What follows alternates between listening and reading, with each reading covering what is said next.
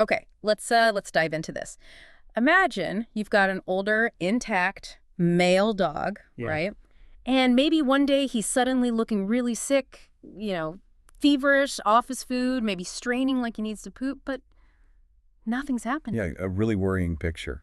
Or maybe it's less dramatic. Maybe you've got a breeding dog who's just unexpectedly having trouble siring a litter. Yeah, and those two sort of very different situations could actually point back to the same place. Exactly. This one little gland, Yeah, the prostate. that's right. So today we're doing a deep dive into canine prostatitis and prostatic abscesses. We're drawing directly from veterinary texts here. Good sources. Yeah, really detailed stuff. They give us a good look at what happens when this gland, one sitting right near the bladder neck, Huh. gets infected. And our goal here is really to walk you through this material, pull out the key things you need to know. We want you to understand what these conditions actually are. Why do older, intact males seem particularly prone? What signs should you look for? How do vets figure it out? And importantly, what can be done about it? Treatment and prevention. And like you said, the way it shows up can be so different. Sometimes it's really subtle, just affecting fertility. Right. Other times it's a flat-out, life-threatening emergency. Understanding that whole spectrum is, well, it's pretty crucial, and the sources lay that out clearly. Okay, so let's get to that core question then. What is canine prostatitis, and how do abscesses fit into that picture? Okay, so basically prostatitis means an infection of the prostate gland. Usually bacteria are the culprits. Usually bacteria, okay? Yeah, and the texts, they make a distinction between two main types, acute and chronic. Right. Let's tackle acute first. What does that look like? What defines it? Acute prostatitis means there's an active infection and the dog shows systemic signs. They're clearly sick. Systemic meaning, body-wide effects. Exactly. Fever, lethargy, just no energy, Mm-hmm. not eating, signs of pain. The infection's often bacterial, but the sources do mention things like mycoplasma, even fungi sometimes. Okay. And the really critical thing with acute infections is that they can lead to abscesses. These are pockets of pus forming inside the prostate gland itself. Abscesses. That sounds, well, not good. No, definitely not. They're a Why? serious complication. Uh. The source material really highlights that these abscesses can actually rupture. Rupture where? Into the abdomen. Yeah, potentially right into the abdominal cavity. And if that happens, you're looking at widespread infection, sepsis, septic shock. Mm.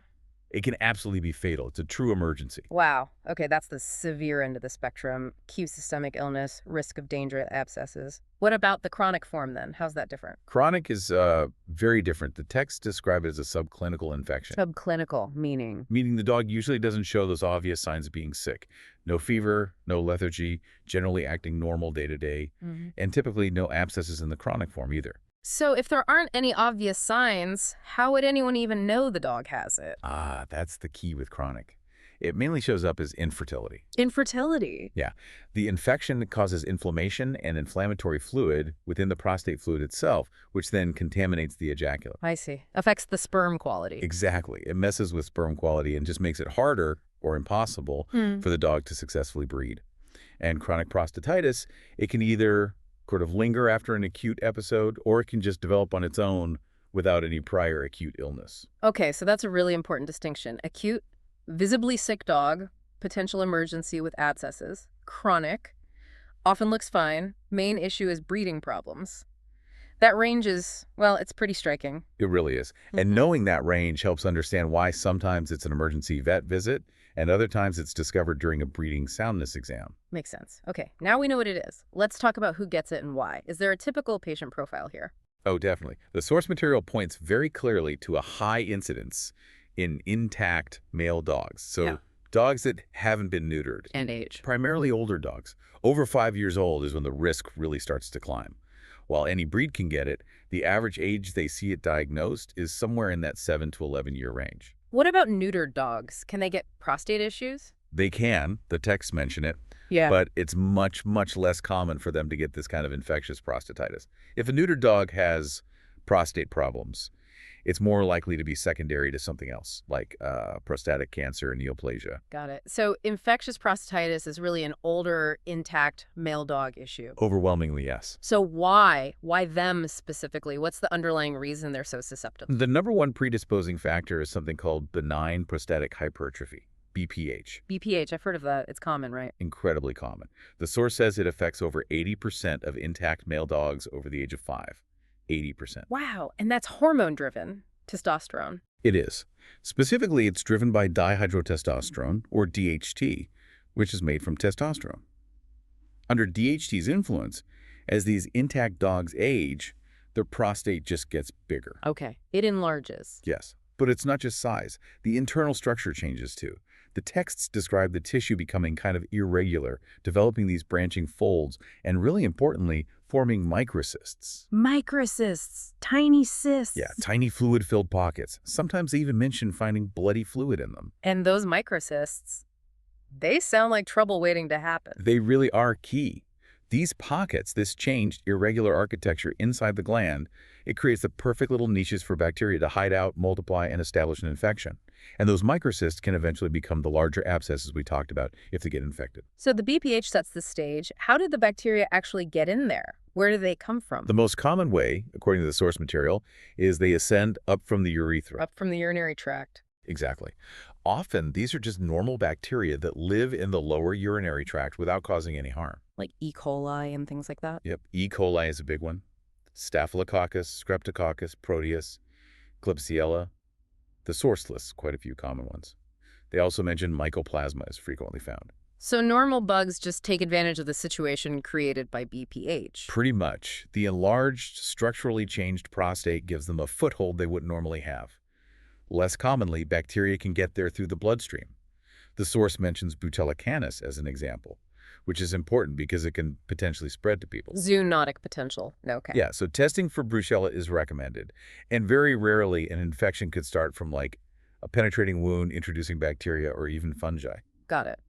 So BPH disrupts the normal prostate, making it vulnerable to common bacteria ascending from the urethra. That's the main pathway. That's the main story, yes. Are there any other risk factors that make a dog more prone besides just being an older, intact male with BPH? Well, those are the big ones. Age and functional tests driving the BPH. But the source also lists things like prostatic cancer, though that's less common for this type of infection. Also, a history of getting certain hormone treatments or anything that might weaken the dog's immune system could potentially increase risk. Okay, that makes sense. So we've covered the what and the why. Now, the crucial part for owners, what does it look like? What are the signs someone should be watching for? Yeah, and again, we have to think about that acute versus chronic difference because the signs are really quite distinct. Okay, let's start with acute again, the signs that say this dog is sick. Right. For acute prostatitis, you're looking for signs of general illness, lethargy, depression, just not acting right. Not wanting to eat is common. Anorexia. Yes. Then, things related more specifically to the prostate being inflamed and enlarged, because it sits right by the rectum and urethra, you might see straining to poop that's tenesmus. Like they're constipated, but it's the prostate pressing. It's exactly. Or difficulty urinating, which is dysuria because it's pressing on the urethra. A fever is very common. They might flinch or show pain if you touch their lower belly or when the vet palpates the prostate rectally. Okay. Sometimes you might notice a discharge from the penis, which could be bloody or look like pus. The pain can even make them walk stiffly in their back legs. And then, in those really severe cases with rupture, you get signs of septic shocks like a racing heart, pale gums, weakness, even collapse. That definitely paints a picture of a dog needing immediate vet care. Okay, now contrast that with chronic. If it's often asymptomatic, are there any signs at all? Well, the source does say often asymptomatic, but it also mentions that sometimes dogs with chronic prostatitis might show very mild, maybe intermittent versions of some of those signs. Like maybe occasional straining to poop or a little bit of difficulty starting to urinate sometimes, or maybe a sporadic drop of bloody discharge. But crucially, without the fever and the general sick dog signs you see in acute. so much milder, maybe easy to miss. Very easy to miss. But again, the most consistent sign, the thing that often leads to the diagnosis in chronic cases, is the failure to reproduce successfully, the infertility. It's just amazing how the same underlying gland issue can manifest so differently. You mentioned the prostate pressing on the rectum and urethra. What other body systems does the source say get impacted? Yeah, the source breaks it down nicely. So gastrointestinal system, that's the tenesmus, the straining to poop due to rectal compression. Okay. Urinary system, Right. that's the dysuria, difficulty peeing, Yeah. from urethral compression. And importantly, infected fluid from the prostate can leak into the bladder. So you'll see blood, pus, bacteria in the urine But analysis. didn't start in the bladder. Right. It originated in the prostate. That's a Yeah. key point the source makes. It's not necessarily a primary UTI, though it can look like one on the urinalysis. That distinction seems really important for diagnosis and treatment. It is. Then obviously the reproductive system is affected. Pain during mating can happen, reduced libido, and a critical infertility because the ejaculate itself is contaminated. Okay, what else? The hemilymphatic immune system, basically the blood and immune cells. In acute cases, blood work often shows signs of infection, like high white blood cell counts, specifically neutrophils. The infection fighters. Exactly. Though if things get really bad, like with sepsis, those counts can actually drop, which is a bad sign. And then finally, the most severe impact is polysystemic, affecting multiple systems, which happens if an abscess ruptures. That leads to peritonitis, septic shock, fever, rapid heart rate, poor circulation, a whole body crisis. Wow, so the effects ripple out widely from just fertility issues all the way to systemic collapse. Okay, if a vet suspects this, based on some of these signs, how do they actually confirm the diagnosis? What tests are involved? Well, the first step is thinking about what else it could be. They need to differentiate it from just BPH without infection, or maybe prostatic cysts, or unfortunately prostatic cancer, or even other masses or abscesses in that area. So a differential diagnosis list, how do they narrow it down? Laboratory tests are really key, especially tests on fluid from the prostate itself. The prostatic fluid or semen sample you mentioned earlier. Exactly. Collecting that is crucial. They can get it either through a full semen collection, sometimes it's just the third fraction, which is mostly prostatic fluid, or by doing a prostatic massage rectally while collecting fluid dripping from the penis. And what are they looking for in that fluid sample? Two main things: signs of inflammation, like lots of white blood cells, specifically neutrophils, and second, identifying the infectious agent. So they'll do a culture. To grow the bacteria. Yep, grow the bacteria. Aerobic and anaerobic cultures are important. They might also look for mycoplasma or fungi if suspected. And critically, they do sensitivity testing. To see which antibiotics work. Exactly. To see which antibiotics will actually kill the specific bug they've found. The source gives normal values for comparison, like you shouldn't see many bacteria or inflammatory cells in normal prostatic fluid. Makes sense. What about other lab tests, like blood work? Blood work, CBC and chemistry, can be helpful, especially in acute cases. It might show those high white cell counts, maybe signs of dehydration or organ stress if the dog is really sick. In chronic cases, the blood work is often completely normal. Urinalysis is also done, but remembering that abnormalities there often reflect the prostatic fluid contamination. Got it. What about looking at the prostate itself? Imaging. Yes, imaging is essential. Standard x-rays of the back end can give a rough idea of prostate size. How rough. Well, they have criteria like comparing its size to the pelvic bones on the x-ray, but it's not super detailed. So what's better? Ultrasound. Prostatic ultrasound is really the gold standard according to the source, Why is it so much better? because it lets the vet look inside the gland. They can assess the size much more accurately, evaluate the texture of the tissue, is it smooth, irregular, lumpy, and most importantly, ultrasound is excellent for detecting those cavitating lesions, the abscesses. You can see them clearly on ultrasound, whereas they might be missed on x-ray. So ultrasound is key for finding abscesses. Are there any other procedures, like getting a tissue sample? The source mentions using ultrasound to guide a fine needle aspirate. Sticking a needle in? Yeah, carefully guiding a thin needle into a suspicious area, like an abscess, to get a sample of fluid or cells for analysis or culture. However, the source is quite clear in cautioning against doing a surgical biopsy of an infected prostate, Why not biopsy? because there's a significant risk of seeding the infection, basically spreading bacteria around the abdomen or into the bloodstream when you cut into the infected tissue. So aspirates maybe, but usually not a full biopsy in these cases. Okay, that's an important safety point. So diagnosis is really putting together the clinical picture, analyzing that prostatic fluid, and using imaging, especially ultrasound, to see the structure and hunt for abscesses. That's a great summary. It's a multi-pronged approach. All right, let's shift to treatment and prevention. A dog gets diagnosed. What happens next? How do vets manage this? And can we stop it from happening again or in the first place? Okay, the approach really depends on the severity. The source makes a big point that acute prostatitis, especially if there are abscesses or signs of rupture and sepsis, is a potential life-threatening emergency. Hospitalization. Definitely. Those dogs need to be hospitalized immediately. They'll likely need intravenous fluids, especially if they're showing signs of shock, and potent IV antibiotics need to be started right away, ideally after collecting those diagnostic samples. Okay. And chronic cases. Chronic cases, once the diagnosis is made and they're stable, can often be managed as outpatients with oral medications. So antibiotics are obviously a cornerstone of treatment. Absolutely. Eradicating the infection is goal number one. The choice of antibiotic is super important. Based on those culture results. Ideally, yes. Based on the culture and sensitivity testing from the prostatic fluid, that tells you which drug is most likely to work against that specific bacteria. Also, for chronic cases, the antibiotic needs to be able to penetrate into healthy prostate tissue. There's something called the blood-prostate barrier. Right. Makes it hard for some drugs to get in. Exactly. So you need lipid-soluble drugs that can cross that barrier. In acute cases, that barrier is thought to be disrupted by the inflammation, so maybe more drugs can get in effectively. Do the sources mention specific antibiotics that work well? Yeah, for chronic cases needing good penetration, they list drugs like certain fluoroquinolones, trimethoprim sulfa, chloramphenicol, erythromycin.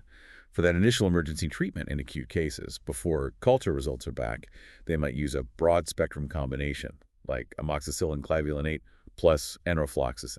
Okay, so antibiotics to fight the bug.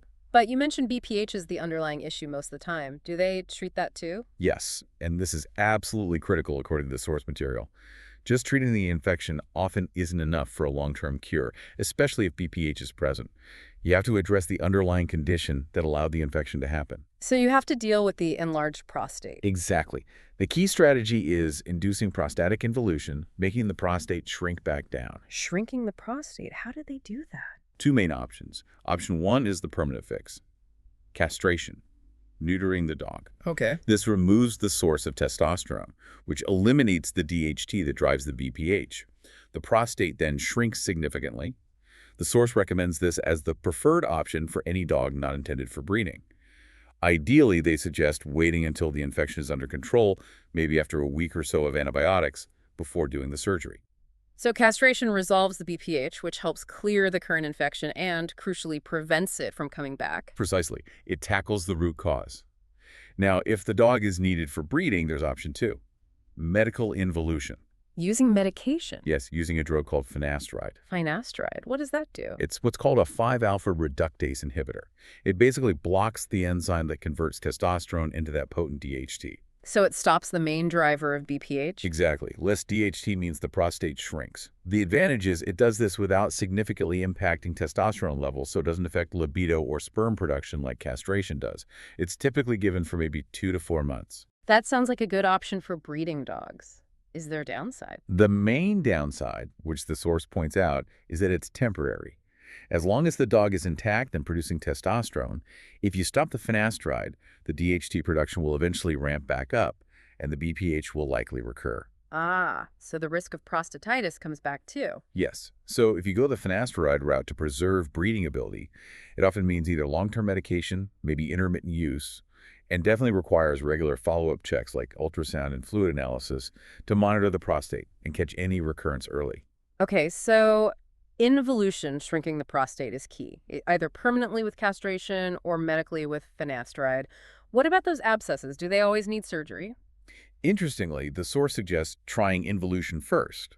They recommend deferring surgery if possible. Why is that? Because often just shrinking the prostate via castration or finasteride is enough to allow the abscesses to resolve on their own without needing a risky surgery. The involution seems to help the body clear them out. That's pretty amazing. But what if that doesn't work? If surgery is needed for an abscess? Then surgical drainage is considered. The source mentions some older techniques like putting in drains or marsupialization, but says they often had high rates of complications like ongoing drainage or recurrence. So newer techniques are better. The approach they mention as having fewer side effects involves surgically opening and draining the abscess cavity and then packing it with something called omentum. Omentum. It's a fatty tissue from inside the abdomen that has a great blood supply and helps with healing and preventing recurrence when placed in the drained cavity. But again, the preference is definitely to try and resolve abscesses with involution first, if at all possible. Got it. Antibiotics induce involution and surgery only if absolutely necessary for stubborn abscesses. How do vets track progress during all this? Regular follow-up is essential. This means repeating those evaluations, collecting prostatic fluid for culture and cytology, potentially repeating ultrasounds to check prostate size and see if abscesses are shrinking or resolved. How? The timing varies, could be anywhere from 1 to 8 weeks apart, depending on how severe it was initially, if there were abscesses, whether the dog was castrated or is on finasteride, and if it's a breeding animal. Monitoring needs to continue until the infection is definitively cleared, and ideally, until castration provides that long-term fix. And prevention. It really comes down to castration again, doesn't it? Pretty much. The source is clear. Castration is the most effective preventive measure because it induces permanent prostatic involution, resolves the underlying BPH, and dramatically reduces the risk of recurrence or developing infectious prostatitis in the first place. Makes sense. Are there any major complications to worry about with the condition itself or the treatments? The biggest complication of the condition itself is recurrence, especially if involution isn't achieved. If surgical drainage of abscesses is performed, the source lists potential issues like urinary incontinence, the abscess coming back, protein loss, swelling, anemia, and even sepsis or shock related to the surgery itself. So avoiding surgery if possible is definitely ideal. What's the overall outlook, the prognosis? Generally, the prognosis is considered good to excellent, especially if diagnosed and treated appropriately, and particularly if involution is achieved. Good to excellent. That's encouraging. It is. The major exception is that scenario where an abscess ruptures into the abdomen, causing peritonitis. That carries a much poorer prognosis. But for most cases, especially if castration is performed, the long-term outlook is very positive. Castration significantly improves the prognosis compared to not inducing involution or relying solely on surgical drainage for abscesses. So shrinking that prostate, ideally permanently through castration, really seems to be the cornerstone for long-term health and stopping this from happening again. Based on the source material, yes, that's definitely the most impactful long-term strategy. Okay, wow, that was a really thorough deep dive into canine prostatitis and prostatic abscesses. Let's try and summarize the absolute main takeaways from these veterinary texts. Okay. First big point. Remember, this is overwhelmingly a condition of older, intact male dogs, and it's almost always linked to that super common age-related change, BPH. Right, the benign enlargement. And point two, how it shows up varies wildly. It can be totally silent except for causing infertility in the chronic form, or it can be a full-blown, life-threatening emergency with fever, pain, and potentially ruptured abscesses in the acute form. Big spectrum. Definitely. Third, diagnosis hinges on finding inflammation, and ideally, the specific bacteria in the prostatic fluid or semen. Ultrasound is also really key for looking at the gland structure and finding any abscesses. Got it. And fourth, treatment has two main arms, killing the infection with the right antibiotics. Crucial. And, just as importantly, shrinking the prostate-inducing involution to address the underlying BPH and help clear any abscesses. Yes, that involution piece is key, which leads to point 5. For dogs not used for breeding, castration is the definitive way to achieve permanent involution, treat the current problem long-term, and prevent it from coming back. And for breeding dogs. Medical management with finasteride is an option to shrink the prostate while preserving fertility. But it needs careful, ongoing monitoring because the BPH and infection risk can return if the medication is stopped. Surgery for abscesses is sort of a last resort if involution doesn't work. Okay. So bringing this back to you, the listener, what does this all mean? Well, if you have an older male dog who hasn't been neutered, understanding these possibilities is really important. Yeah. Any signs like straining to pee or poop, acting sick, fever, lethargy, or noticing any kind of bloody or pus-like discharge, those warrant a prompt call to your vet. Don't ignore those signs. Exactly. And even the subtle things like those mild intermittent signs or unexpected infertility in a breeding dog, they could be clues. As we've seen, while often manageable, this condition can become very serious. Okay, and let's leave you with a final thought, something to chew on based on all this. We heard the BPH affects over 80% of older intact male dogs. 80%. That's incredibly common. So this deep dive kind of suggests that for a huge number of these dogs, maybe the question isn't if their prostate will cause some kind of issue as they age, but more like what kind of issue it's going to be. Will it just be enlargement, or will it progress to infection, maybe even abscesses? It's a really interesting point, and it frames procedures like castration in a different light, doesn't it? It's not just about reproduction or behavior. Right. It actually has really significant implications for long-term health by effectively removing the prostate as a source of these specific, potentially quite serious infectious problems later in life. a major preventative health benefit that isn't always top of mind. Absolutely. A really fascinating and important look at a common but sometimes complex health issue in our canine companions. That wraps up this deep dive.